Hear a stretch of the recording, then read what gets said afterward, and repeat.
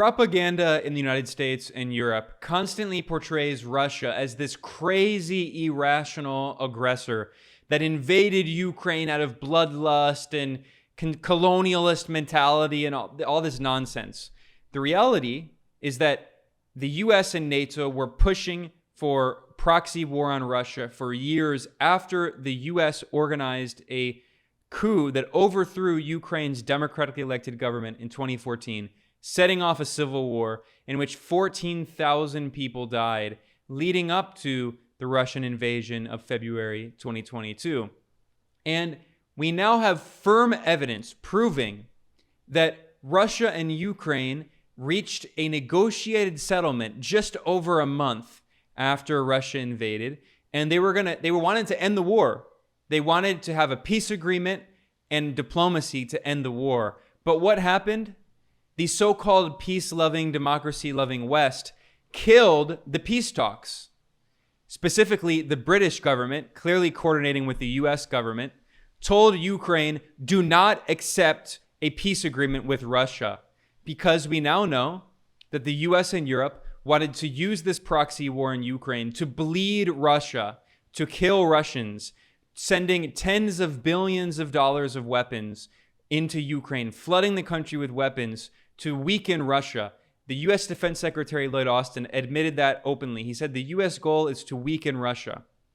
I have an episode, a video and a podcast explaining how the U.S. in 6 months between February and August 2022 sent $40 billion of military aid, that is weapons and military support, to Ukraine to try to bleed Russia. That is $228 million in military aid per day. The West doesn't want peace. And here I'm going to go through the evidence now, proving that Russia and Ukraine wanted peace. They had a peace agreement on the table in late March and early April, and the West killed it.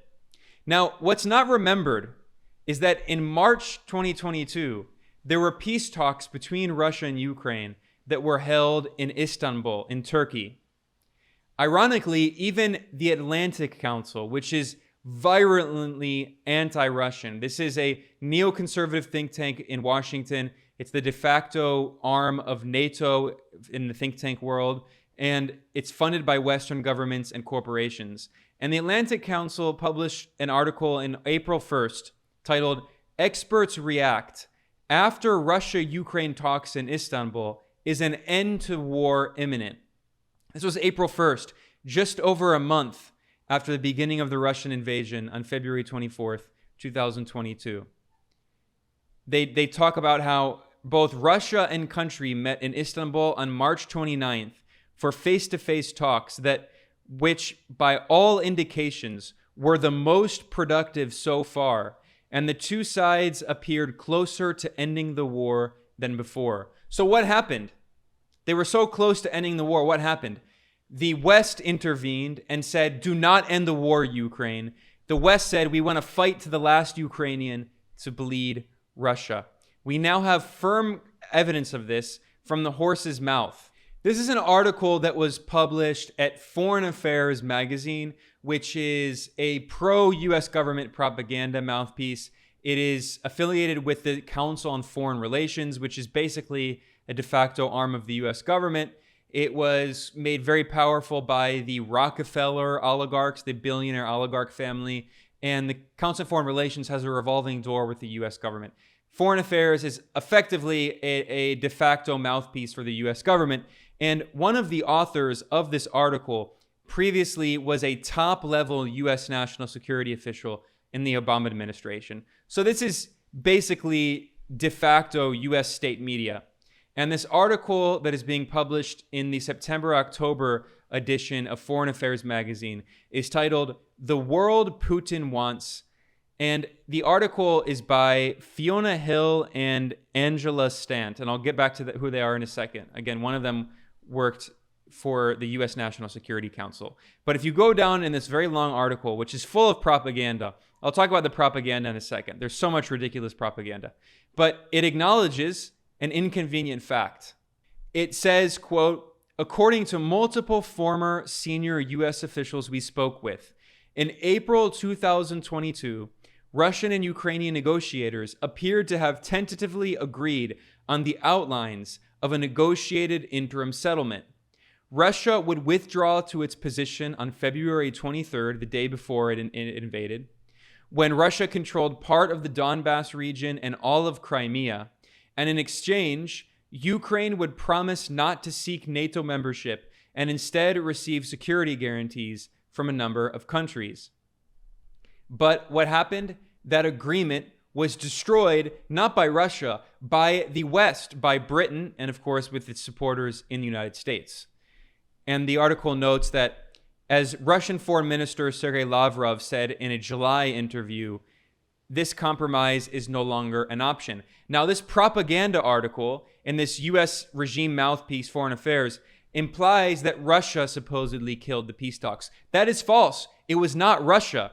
It was, in fact, the British government, of course, backed by the U.S. government. This is an article in a Ukrainian media outlet that is extremely anti-Russian. It is not in any way pro-Russian. It is called Ukrainska Pravda, and it's so anti-Russian that at the top of the website, they have a big button asking for donations, and it says, "Journalists fight on their own front line. Support Ukrainska Pravda." So they're fundraising off of the war, saying that the journalists there are fighting Russia on their own front line. So I want to stress this again. This is a pro-Ukrainian propaganda newspaper, but they published an article back on May 5th. They got almost no attention, and now it's been brought back up because of this admission in the Foreign Affairs article. This article is from May 5th. It's titled, "Possibility of Talks Between Zelensky and Putin Came to Halt After Johnson's Visit." Of course, they're referring to the British right-wing Prime Minister, Boris Johnson. And this article notes that the Russian side was actually ready for a Zelensky-Putin meeting. But two things happened that prevented the Zelensky-Putin meeting. One, a member of the Ukrainian delegation had to openly admit that it was not time for the meeting of the presidents. And then here is the other significant factor. According to sources that spoke with this Ukrainian newspaper, Ukrainska Pravda, according to sources close to the Ukrainian leader Zelensky, the Prime Minister of Britain, Boris Johnson, appeared in the capital without warning, and he brought the messages that Putin is a war criminal, he should be pressured, not negotiated with. So Britain said, do not have diplomacy, do not have talks with Russia. And the other message was that even if Ukraine is ready to sign agreements with Putin, the West is not.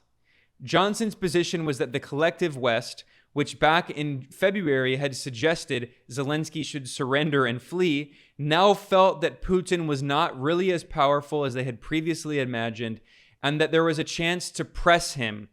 3 days after Johnson left for Britain, Putin went public and said talks with Ukraine, quote, had turned into a dead end. After that, according to Ukrainska Pravda sources, the bilateral negotiation process was paused. So the British government killed these peace talks that could have brought an end to the proxy war in Ukraine. And you can bet that Boris Johnson made this decision after consulting with the United States. The British government does not make a single major foreign policy decision without consulting with its imperial overlords in Washington. This is clearly a decision that was made collectively by the West to sabotage these peace talks with Ukraine.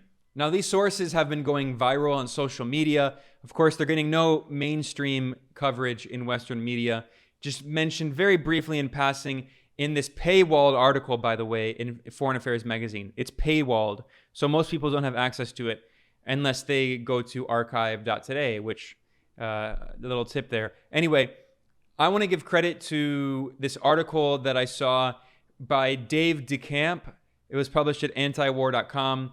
I saw it at Sheer Post, but other journalists, other independent anti-war journalists have been reporting on this, bringing these two sources up and documenting how the West killed these peace talks that could have ended the war in Ukraine because they want the proxy war to continue. The European Union itself has admitted that it doesn't want a peaceful settlement to end this war. Josep Borrell, who is basically the de facto foreign minister, the top foreign policy executive of the European Union, he tweeted, he said, quote, "This war will be won on the battlefield." He said very clearly, he met with Zelensky. There's a photo of him with Zelensky, the Ukrainian puppet leader. He said, this war will be won on the battlefield. He's saying that the EU does not want a political solution to this proxy war. Josep Borrell, the EU foreign minister, de facto foreign minister, also reaffirmed this in a press conference on April 11th.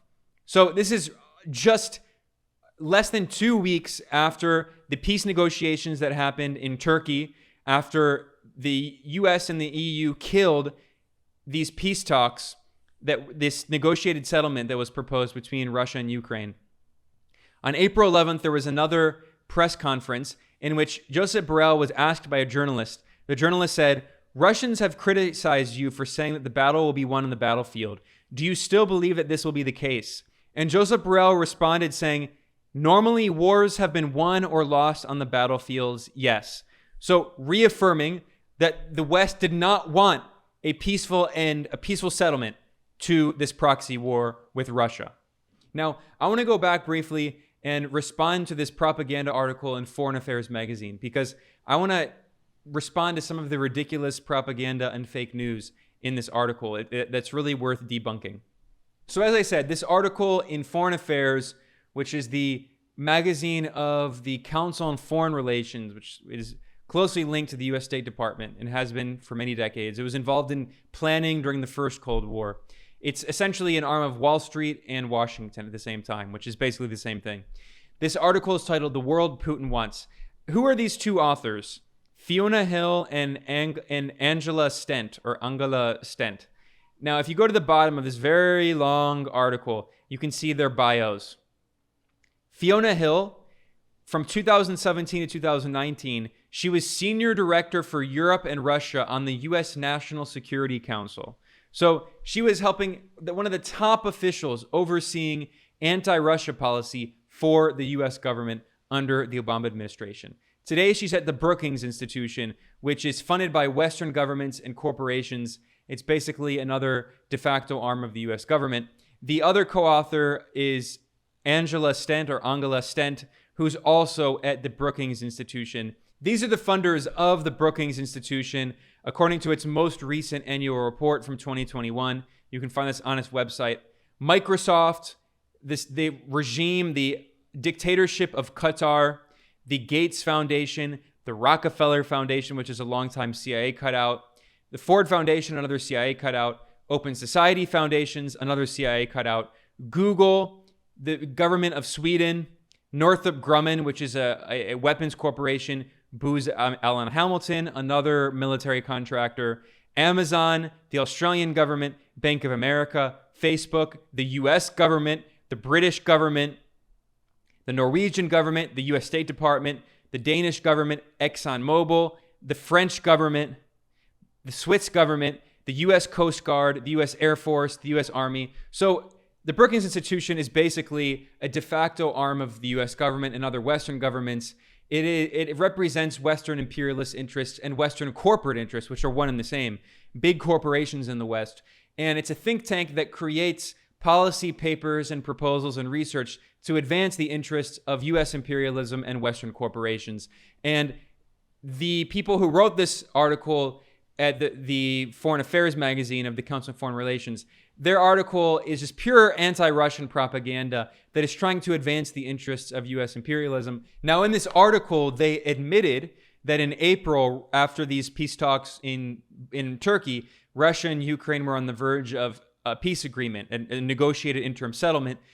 But this article dishonestly implies that Russia is the one that killed that peace agreement, which is, of course, completely false. This entire article is ridiculous propaganda. I mean, I'm just going to respond to some of the insane, dishonest propaganda talking points in here. Now, what's so funny about this is this article says, Putin argues that NATO is a tool of U.S. imperialism. That is an objective historical fact. It was founded by the U.S. empire. in 1949 at the beginning of the First Cold War. It was a coalition of right-wing anti-communist regimes, including the fascist dictatorship in Portugal. NATO has never been about democracy. It has never been about human rights. It has always been a tool of U.S. imperialism. And this article notes, Putin argues that NATO is a tool of U.S. imperialism and a means for the United States to continue its supposed Cold War occupation and domination of Europe. That is an objective historical fact. Okay, Putin said it, so what? Putin can say the sky is blue. That doesn't mean that the sky is green. That doesn't mean it's false. This is an objective historical fact. That is what NATO does. That is the objective historical and political function of NATO. We can clearly see that function of NATO now with multiple European countries committing economic suicide on behalf of the US empire because they refuse to buy Russian energy. Here, this is a tweet that went viral. There's so many tweets like this. This guy, James Alcock, he's just a British restaurant owner. He has a small restaurant called the Pig Beverly, and he's not political in any way. And he posted this tweet about how before these Western sanctions on Russia, he paid about £3,000 a year for energy. His latest bill is £22.5 thousand in electricity. So obviously, all of these small businesses and even big corporations are going to go bankrupt on behalf of the U.S. empire. They're destroying their own economies on behalf of the U.S. empire and NATO. So objectively, that is the function of NATO. Just because Putin said it doesn't mean it's false. Anyway, so that's propaganda in here. Here's an incredible piece of fake news. This is not just propaganda. This is straight up fake news, taking words out of context. This article, hilariously, tries to portray Putin as the aggressor, Russia as the aggressor, even though we know that Russia wanted a peace agreement and was willing to sign this peace agreement in April with Ukraine, and the West killed the peace agreement. By the way, Russia also repeatedly demanded security guarantees from the West in November and December of 2021, and it was the US, the EU, and NATO that refused to give Russia any security guarantees. So they're the ones that wanted this war from the very beginning. But this propaganda article tries to portray Russia as the aggressor. And this article, this says this blatantly misleading claim. It says, at a June 9th Moscow conference, Putin told young Russian entrepreneurs that Ukraine is a colony. The implication here, the strong implication, is that it's a Russian colony. And that's what they keep talking about, this war. They say that it's a colonial war and that Russia is trying to erase Ukraine and turn Ukraine into a colony. And they say this comment when he refers Ukraine as a colony. Putin wasn't saying Ukraine is a Russian colony. Putin was saying that Ukraine is a US colony, a Western colony. I did research to try to figure out what the source of this claim was. And I found this. This is an article in TASS, which is Russian state media, from June 9th. This is referring to the exact same meeting that they referred to in the Foreign Affairs magazine article. And it notes that he was meeting with young entrepreneurs. And Putin made the comment, he said, there is no middle way between being a sovereign country and a colony. But TASS noted, Putin did not name any specific countries. He didn't name Ukraine. He wasn't saying that Ukraine is a Russian colony. He was saying, which is an objective fact, if a country does not have sovereignty, it's a colony. He's implying that Ukraine is a victim of Western imperialism. Putin made a very similar comment in February, right before the Russian invasion. This is an article in the Washington Post, another U.S. government propaganda mouthpiece, owned by billionaire oligarch Jeff Bezos. In long speech, Putin recognizes Ukrainian regions as independent, a potential pretext for war. This is the speech that he gave. This is from February 21st. This is the speech he gave in which Putin recognized the independence of the Lugansk and Donetsk People's Republics. And if you go down in the article, it says, Putin excoriated Ukraine's leaders. In his television address, he questioned their legitimacy and called the country a colony with puppets at its helm. So this is what he was saying. He was saying that it's a U.S. colony, a Western colony. He made these comments before the Russian invasion. But if you read Foreign Affairs, they imply strongly, they basically say that he was referring to Ukraine as a Russian colony. This is the kind of ridiculous propaganda that you can expect. Again, who are the authors of this article? One of them was the head of Russia for the U.S. National Security Council in the Obama administration, Fiona Hill. She was a top U.S. official overseeing anti-Russia policy, overseeing the U.S. hybrid war on Russia, which did not begin with the sanctions imposed after the Russian invasion. The U.S. has had sanctions on Russia for many years. The U.S. has been waging a proxy war, a hybrid war on Russia for many years, trying to overthrow the Russian government. So let me continue. This article now whitewashes, this article whitewashes Nazis. I was going to say to avoid being demonetized by YouTube, but whatever. I mean, they'll do that anyway. They're now whitewashing Nazis. Here, this propaganda article refers to the Ukrainian Nazi collaborator and fascist leader, Stepan Bandera, as a controversial World War II era Ukrainian partisan. It notes he fought with the Germans against Soviet forces. Stepan Bandera was the leader of the Organization of Ukrainian Nationalists, the OUNB. They were literal fascists. They called themselves fascists. They pledged loyalty to Nazi Germany. They were ideological fascists who collaborated with Nazism, and they participated in the Holocaust. They participated in the genocide of Jews and Poles and Romani people. They were literal fascists according to the textbook definition of fascist. But this article implies that Russia only refers to them as Nazis because it's Russian propaganda. And they're controversial figures. They're whitewashing literal textbook Hitler collaborating Nazis. These are literal Nazis who worked with Adolf Hitler to murder Jews. And according to this propaganda article in Foreign Affairs, written by the former head of anti-Russia operations for the U.S. National Security Council, they're misunderstood controversial nationalists. They're partisans. The partisans were the ones who killed the Nazis. They were the ones who fought against the fascists and the Nazis. So ridiculous historical whitewashing of Nazis.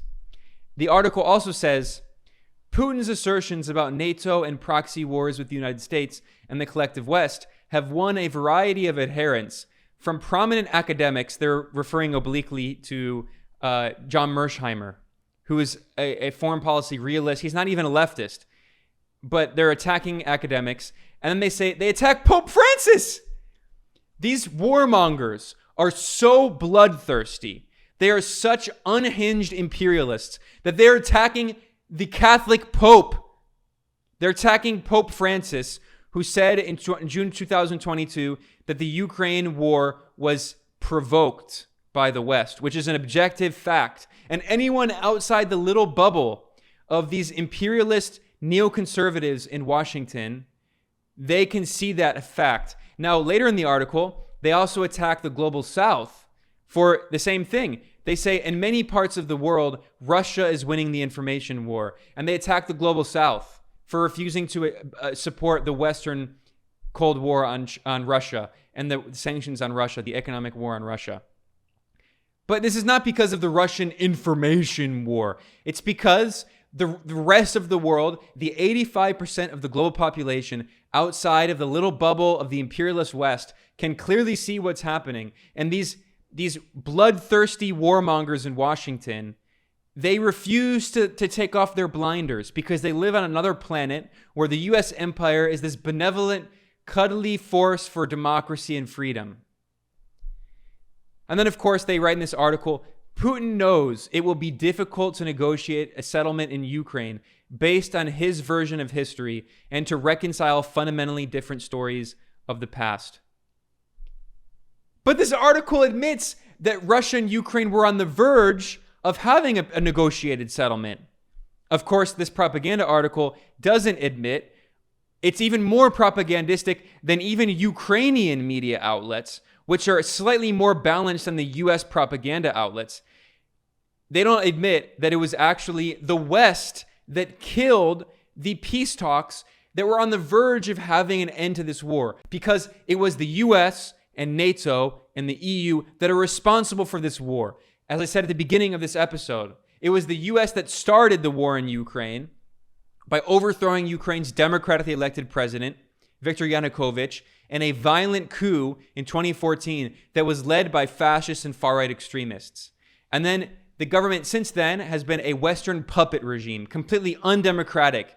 Even Zelensky has been unable to do anything that he promised on his campaign platform. He claimed he wanted peace with Russia. He did a 180 because he's not really in charge of Ukraine. Ukraine is run by billionaire oligarchs, including the oligarchs who fund Zelensky and Western regimes. It is a puppet regime. And Ukraine, since 2014, has been used as this outpost with billions of dollars of Western military equipment and weapons and training to wage a proxy war on Russia. And 14,000 Ukrainians died from 2014 until the end of 2021 before Russia sent a single troop into Ukraine. That is according to the United Nations. And according to the UN, the majority of civilian casualties were in the Donbass, the Russian-speaking side. On that side of the war in the east, they were the ones being killed by the Ukrainian regime backed by the West. So at every single stage, it was the West that is responsible for this war, this proxy war in Ukraine. And they were the ones who killed the peace talks in late March and April. There was a peace settlement on the table. The West is responsible for killing it because the US and NATO and the EU are bleeding Ukraine. They're sacrificing Ukrainians to the last Ukrainian in order to bleed Russia. I talked about this in my video and podcast about how the US is sending Ukraine $228 million of weapons, of military aid per day. I talked about how even the Washington Post published an article by a former US government official admitting that the US is waging a proxy war on Russia and bleeding Ukraine, fighting to the last Ukrainian to bleed Russia. That's why they don't want peace talks. Ukraine, ironically, wanted peace talks. Russia wanted peace talks. It was the US empire that didn't want peace talks, and that's why they killed the peace talks, and that's why the people of Ukraine continue to suffer in this war for empire, which is extremely tragic, and it's the US empire that's to blame.